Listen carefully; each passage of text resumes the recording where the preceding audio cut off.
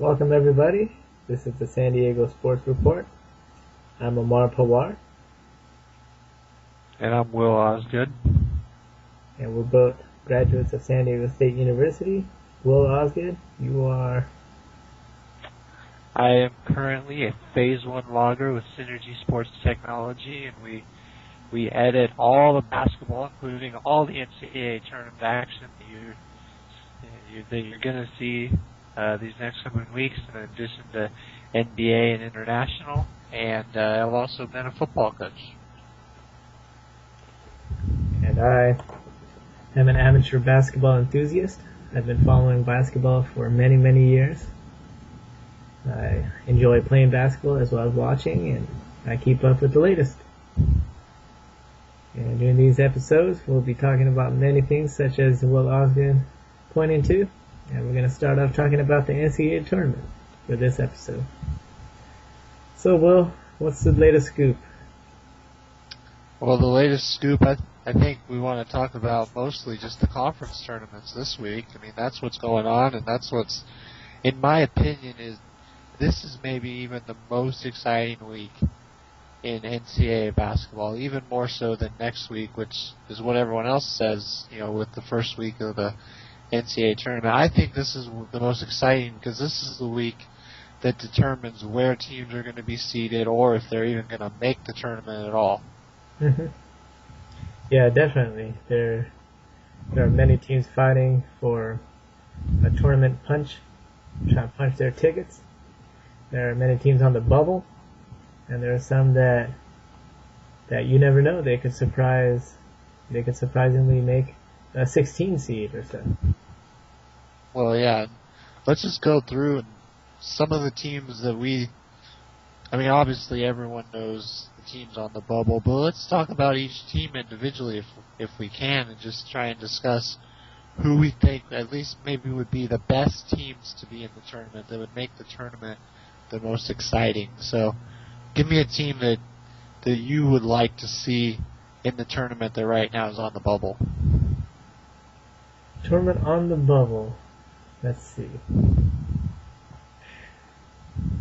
I think right now someone such as... Okay. This one's a hard one because I haven't checked the latest bubble.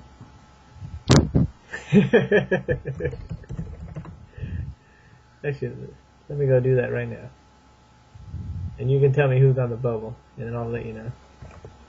Well, obviously the bubble is relative, and no one really knows who's truly on the bubble with the NCAA committee, but just based on what we think, what we're assuming, there's certain teams, mostly from the power conferences, but even someone like St. Mary's, since they didn't win the WCC, they might be a quote-unquote bubble team that at least for me, I would love to see in the tournament. I think they have a chance to come back and have a good tournament like they did last year.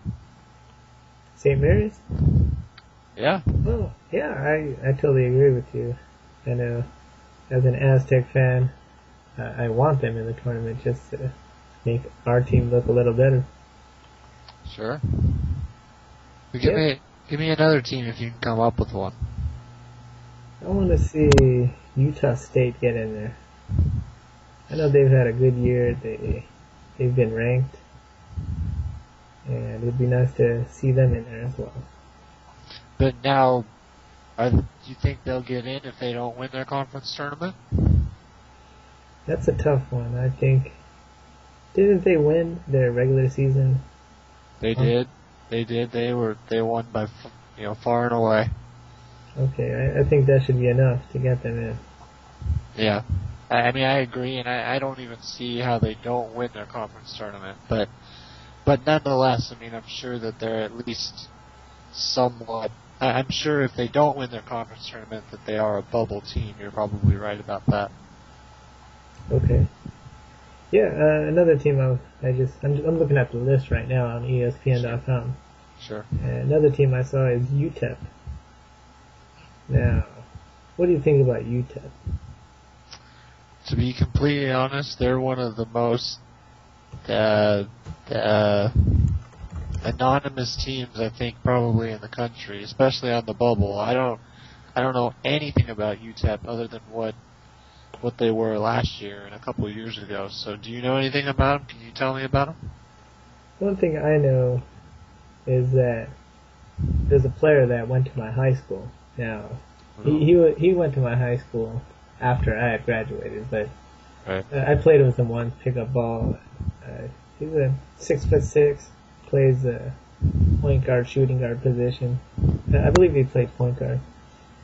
Puts up decent numbers. So I'm rooting for him. I want to see him in the tournament. His name is Julian Stone. Julian Stone. Remember that out there if you get a chance to watch UTEP this weekend. They're the Conference USA, are they not? Yes, they're in the Conference USA. And so they probably need to win the tournament, don't they? Definitely, they probably do. Their strength of schedule is weak. 127. Their RPI is decent, 60. Their record is 23-8, 11-5 in the conference. We're not really sure if this team will make it if they don't win their tournament.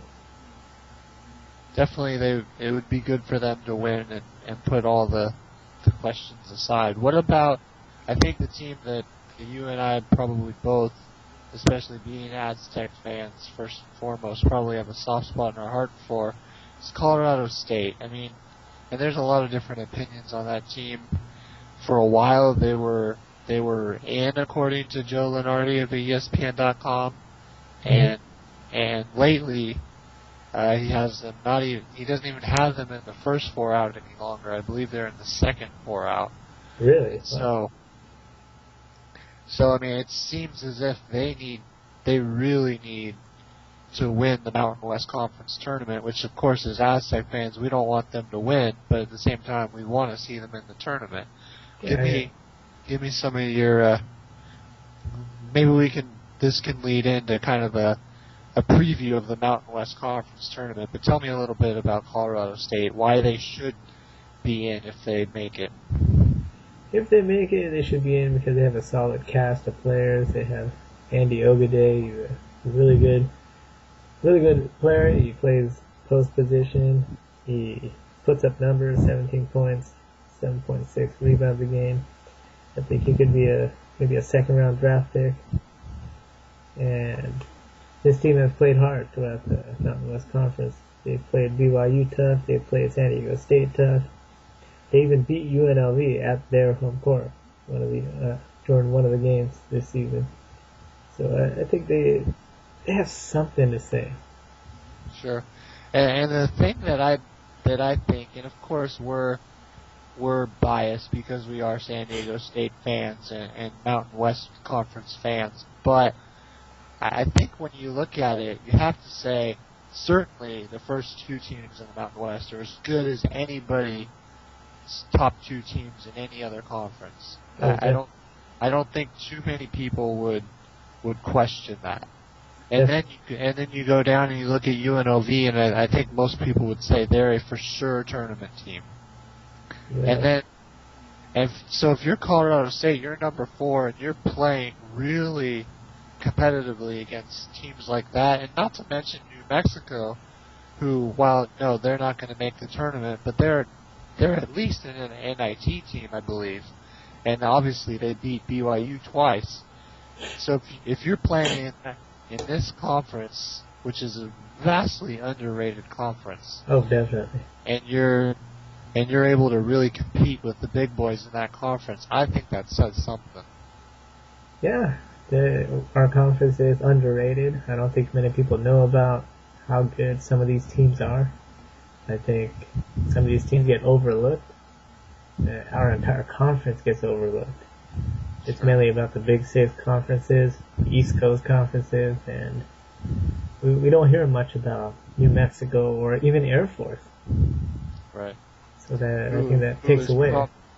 And Air Force is probably another team that I'm not exactly sure of their record, but if they qualify record-wise, they could probably be an NIT team as well with the kind of basketball they've played this season. I would assume. I don't know what their record is, but I know they're at least that quality of a team, put it that way. Yeah, their record isn't too impressive. They did play BYU a little tough at their place, but later on in the season they got wiped out off the earth by BYU by 38 points. So can't really say whether they're going to make the NIT or not, because they weren't too impressive this year. But they're a tough team to play, especially if you're to play them, say, in this conference tournament. They're not the first team that you would say, yeah, we want to go play them, because they're going to slow it down on you, and they're going to make you play defense for 35 seconds, and that really wears you down, and especially, I believe they're playing UNLV, is that right?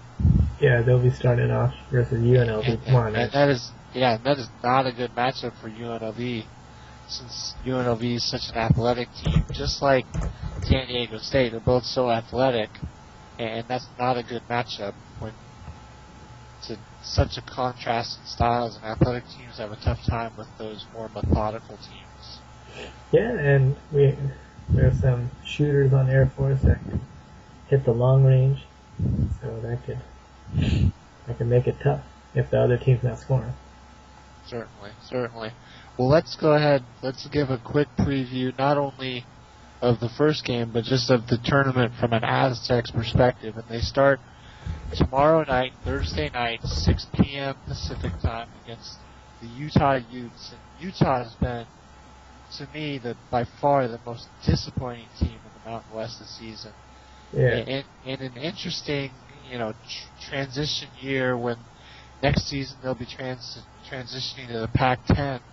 You would have thought this would have been a good year for them as they would be preparing. You would have thought they'd have some better recruits since they're going to the Pac-10, and they've had a really disappointing year. Tell me what you know about Utah, and just give me any reason to believe that the Aztecs won't win by 50 points or 25 at least. Does Utah have any hope in this game tomorrow? I don't think so. They are not that good. Their team has had a down year. It's really sad because they're going to the Pac-10 this upcoming year, and it's not a good showing for them. You'd hate to see them at the bottom of the Pac-10 because they're going into a good conference. They're going to get more exposure. Now, the thing is, in the future, they will probably get better recruits because they're in the Pac-10. But speaking about the game tomorrow, the only thing I can say is that it's a neutral court game, and they might step up their game. They might feel hungry to try to beat the Aztecs because they're the target on the Aztecs' back because they're a top team. Right. So right. That may be one of the only reasons for Utah to play well, if at all. But I think the Aztecs can run away with this one. I really hope so, of course. Well, then, looking forward, what do you think about the semifinal matchup between either Air Force or UNLV? That could be a close game because Air Force, as you said, they slow it down, and UNLV, they're an athletic team. Now, the thing is, UNLV is a better team, so I don't see why UNLV won't win that game. And what do you think? Well, I do agree with you, and of course UNLV even has the home court, which didn't help them much last season when we played them, but perhaps this year when you're right, they definitely are the better team against Air Force. I think that should help them at least in that first game, and so if we look ahead then to a third matchup, for the Aztecs and UNLV, if that is indeed what happens, how do you see that game going? That's going to be a great game. Crowd's going to be wild, sold out, loud. It's going to be something. I still think the Aztecs can pull this one out too. Although it will be a really big challenge because UNLV has home court advantage, and UNLV has lost twice already to the Aztecs. They lost all 3 times last year, and they might be hungry here against the Aztecs. They they might want to get back at us. So this could be a good game that comes down to the wire. Certainly. There's no reason to believe otherwise. I think every game we've played UNLV for the past 2 or 3 years has been right down to the wire, or at least very close. And certainly they're two very evenly matched teams, at least as far as style and the way that they both like to play the game of basketball. And I just feel like ultimately what will make the difference, as it did in the last game, is going to be DJ Gay. I think ultimately the spot where the Aztecs are going to win, if they're going to win anything, is at that point guard spot. They have, I think, really an advantage over just about every other team in the country, bar, maybe 1 or 2 teams at that point guard spot. No one really talks about that with San Diego State, but they have to remember that. And I think that would be a big advantage, even against UNLV. Yeah, I don't know how good Oscar Belfield really is.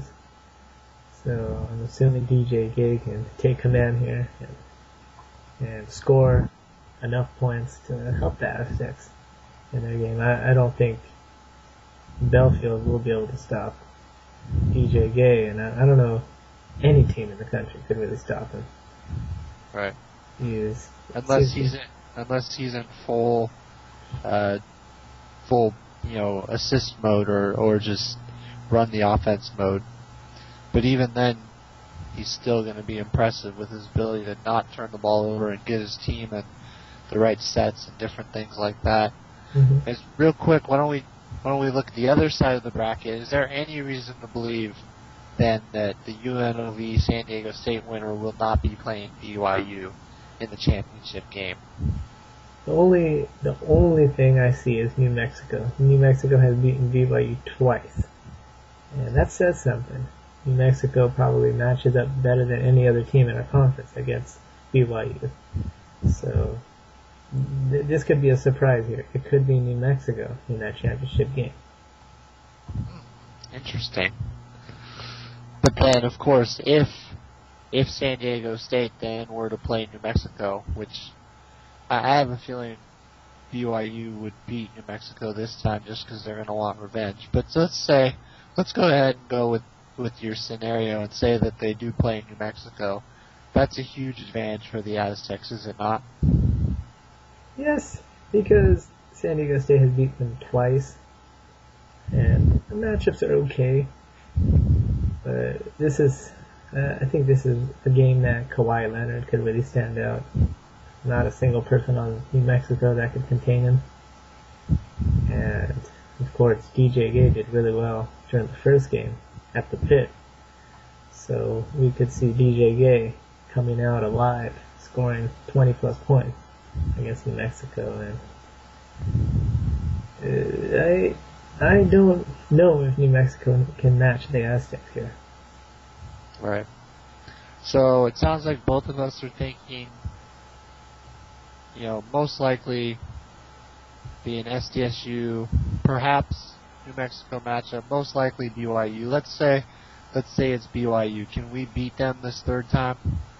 I think we can. These past 2 games, it exposed some weaknesses, but at the same time, there was some bad coaching, in my opinion, and bad play calling. Because the last game we continued to double Jimmer when the open players were hitting their shots. Adjustments should have been made. I mean, we gotta risk something. We can't just keep double teaming. Gotta experiment here. So. Well, but and here's my take, and we were at that game together, so we were watching from the same perspective. Mm-hmm. And I came out of that game thinking that San Diego State was actually played the better basketball game that day. And here's my reasoning, is because you don't want, ultimately, at least based on their game plan going into that game, it was don't let Jimmer beat us. And so you have to think at some point, even the best shooting teams are not going to continue to make shots at the rate that BYU did in that game. And it just so happened that they did. And that's one of those games you tip your hat, as they say, and you move on. I mean, and of course we saw it the other day with Ohio State when they made 14 or 15 against Wisconsin, but that just doesn't happen very often. Yeah, very rare, very rare. And now, yes, we've seen it twice in about 10 days, but I almost guarantee that we won't see any games like that in either the conference tournaments or in the NCAA tournament the rest of the season. Well, we'll see. We'll see. Some teams can really, really shoot well, and I know BYU is one of them. Certainly, and no doubt they're a good shooting team. I do feel like if we can hold them to, a respectable number shooting from the outside and just in general, I do feel like we can get the W and claim the conference tournament champion. If we do that, what seeding do you think the Aztecs are going to get? Or go either way, whether we win or not. Well, what kind of seed are you looking at and region are you looking at for the Aztecs? Well, one more thing before we get into that. I just want to mention, we know Brandon Davis is not going to play anymore. So I think that's an advantage, a huge advantage for the Aztecs, because now you have Malcolm Thomas and Billy White, which may be unstoppable against BYU. Because Brandon Davis did give fits to at least Malcolm Thomas the past 2 games that they played. So this could be a big advantage for the Aztecs. No doubt about that, that's for sure. And certainly, those are probably Malcolm Thomas's 2 worst games of the entire season, were both against BYU. So, I mean, at least in the matchup against the Aztecs, that is a big loss for the Cougars, no doubt about that. Yeah, okay, so getting on to the seeding, if we win this conference tournament, I'm hoping, of course, for a 1 seed, but I think the only way that could really happen is if the top teams lose. And lose early, right? Yeah, probably lose early, such as Ohio State, Kansas. But if not, maybe at best we would be a 2 seed. Yeah, I mean, I think realistically speaking, best case scenario is probably a 2 seed, and I still think we could get a 2 in the West. I think that's possible. If we win our conference tournament, and if we get a break here or there, but. I mean, I really think the best and really a good situation for us would be to get that West 2 seed, because then we're, a 2 and a 1, they're not that much different. And actually, okay, so you have to play the 3 seed if you get to the Sweet 16. Big deal, the 3 and the 4 aren't that much different. And so, it's, and you're going to have to play the 1 seed anyway, so it's not that much difference. And if we would get to play in Anaheim, I'm pretty sure, with all the momentum and everything that the Aztecs have this season, I'm pretty sure it will be like a home game for San Diego State if we get to go up to Anaheim and play at the Honda Center. That would be incredible, especially seeing our fans drive up there. What is it, an hour and a half drive? Definitely, that would be really well for the Aztecs. So, real quick, let's just give me some other things that you're looking for this week in the conference tournaments as we head towards the real bulk of them. We're finally going to get to start to see the Dukes and the Kansases, the Ohio States. They're going to start playing Thursday and Friday. Give me just a couple of things you're looking for in some of the other conference tournaments. Other conference tournaments. Let's see. Let's see, the ACC seems like 2 teams are dominating the front, Duke and UNC. It could come down to them to win the tournament. So that seems like there may not be that many big upsets other than Florida State. Maybe Florida State can knock one of them out. But that's all I see there. The other ones, let's see. Maybe Ohio State if they were to play Wisconsin. Just maybe Wisconsin could beat them again. Sure, because again, Ohio State's not going to make 14 and 15 threes again like they did on Sunday if they play them again. So I think that would be a possible upset for sure. Mm-hmm. My favorite, or I shouldn't say my favorite, but the conference that I always think has probably the best tournament every year is the Big East. And I think we've seen it so far already, just in the first 2 rounds before they even get the teams with the double byes. But we've seen some incredible games. Oh yeah. Of course, we saw the St. John's hang on and the controversial refereeing at the end and all that. But I think if you look at St. John's, I think they're playing. Do you know who they're playing tomorrow? I think it's Cincinnati, is it not? Actually, it's Syracuse. They're playing. That's right. They're playing Syracuse, and apparently Syracuse is the only team that beat them on their home floor this season. So that should be an interesting game. I think that'll have a big impact on where St. John's gets seeded in the tournament. Obviously, they're in at this point, but they could definitely change their seeding with that game. And then I think probably the most exciting game in that tournament up to this point will be the morning game, at least for us. What's the morning? And that'll be UConn and Pittsburgh in the morning, and that should be a battle. But I look for Kemba Walker to really step up, and I think he'll lead his team to another upset tomorrow. That would be big, because if Pittsburgh loses, that gives San Diego State another chance at a 1 seed. And that would be wonderful. Or if not a 1 seed, at least it would help solidify our spot in that West 2nd seed maybe. That would be great. Yeah, I'm looking forward to seeing how Kemba Walker plays. So far, these 2 games he has done well, and he's a prolific scorer. Very, very good. I've seen some dribble moves he has. He's quick. He's efficient. He can dribble through double teams. He can score. He can shoot. He can drive. He's got a good scoring package. Yep.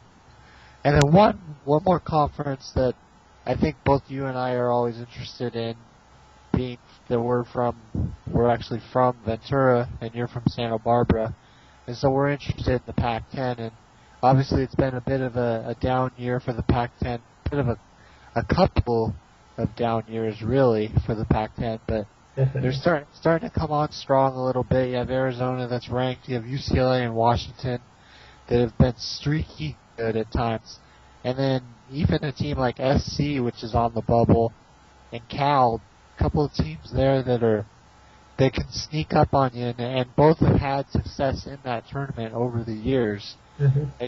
Do you see the Pac-10 getting a 4th team in the tournament after this weekend? The Pac-10 a 4th team. I think only 2 teams will make it. Only 2? Well, you don't think Washington's a lock? Washington, actually, you're right. Maybe 3 teams, because Washington did start off ranked. They've had a decent year. They started off well. Now they've been on a downturn the rest of the year. They're 11-7 in the Pac-10. They're 20-10 record. Some of their, they lost to Kentucky earlier in the season. They lost to Michigan State when Michigan State was ranked. They have a few quality wins. Let's see. They beat UCLA. They beat Arizona. They beat Cal. They beat Cal big by 32 points. They beat UCLA twice. Yeah. That really helps them. But other than that, their out-of-conference schedule wasn't too impressive. Right. Yeah. Well, they lost some games out of conference that they shouldn't have lost. I think they lost to Texas Tech, if I'm not mistaken. Actually, they beat them, but they lost to Texas A&M. Texas A&M. There you go. I think that's what you were referring to. Yeah. I mean, and they didn't really have any big wins out of conference. They did not play well in the Maui Invitational. But I mean, I just don't see how they can be left out. But where I was going with that question, I think we're going to wrap up here pretty quickly, but is really being that SC and Cal, I mean, they've both, if you've watched the Pac-10 tournament the last 3 or 4 years, I think one of those 2 teams has been in the final every year the last 4 years. I'm pretty certain of that. And And for some reason, those two teams just know how to get it done in the Pac-10 tournament. And for that reason, that's why I wonder. I mean, do you think there's any chance either of those two teams could sneak up and steal a fourth bid for the Pac-10? Is USC eligible this year? Yeah, that just applies to their football program. That doesn't have anything to do with the basketball program. I remember last year they were not eligible for postseason play. Okay, well, maybe that's true, but this year they are then. So I know that they're eligible. Okay. I do see USC and Cal. They could possibly steal a fourth bid here because they have, let's look at Cal's record. They started off okay throughout the year. They lost some big games. Who did they lose to? They lost to Temple earlier when Temple was in the top 20. Is Temple still a top 20 team? I mean, they're a tournament team. I'm not sure if they're a top 25 team. They're a tournament team. They'll be in the tournament. Okay, actually they are. Yeah, let's see. Obviously, SDSU beat them well. SCSU beat them well. As you mentioned, Washington beat them well. But I mean, they've been solid. They're not the sexy team that maybe the committee's looking for, and that's why. I mean, certainly they have to win the conference tournament. SC, maybe if they were to get to the championship game, I think might at least get their name kind of back in that bubble area, and it could just come down to some of the other teams. But yeah, it should be an exciting weekend.